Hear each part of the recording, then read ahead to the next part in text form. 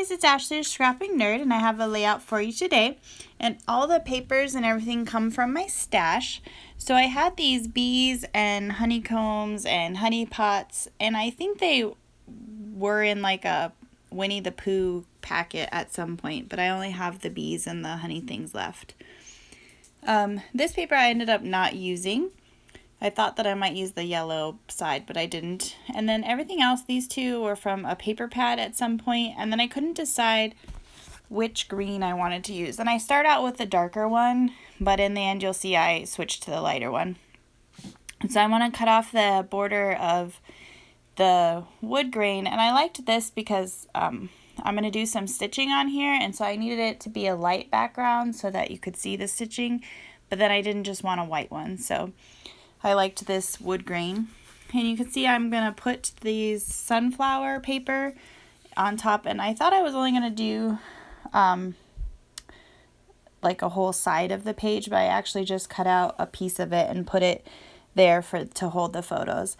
But you can see I did the darker green, and then once I cut the sunflowers, I decided that that green was just too dark and it didn't look as good as the lighter one. So I'm going to switch out the matte for the background. And this is where I was saying I thought I was going to push that sunflowers all the way to the top of the layout, but I end up not doing that.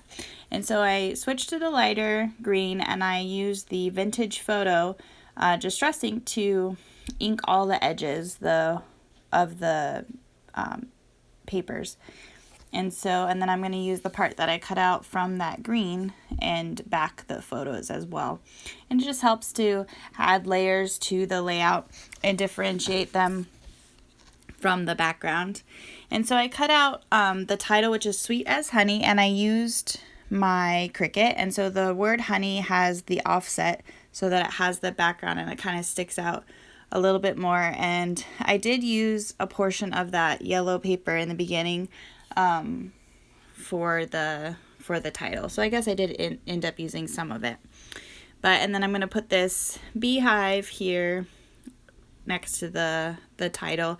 And the bees and the beehive and the honey pot, they all have foam on them already, and so I will end up putting more foam behind the word honey to try to make it level with the beehive that I put there.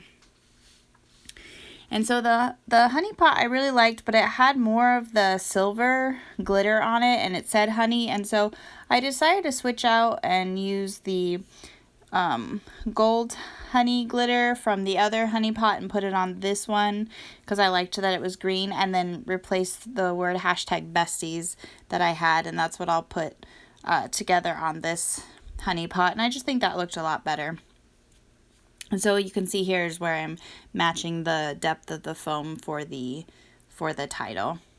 And so I also had these circles, and they said best friends and one said hilarious, but it didn't have the right colors on either side, so I just cut out the sentiments from it, and I will put them with the photos just to kind of put at the top right corners of them.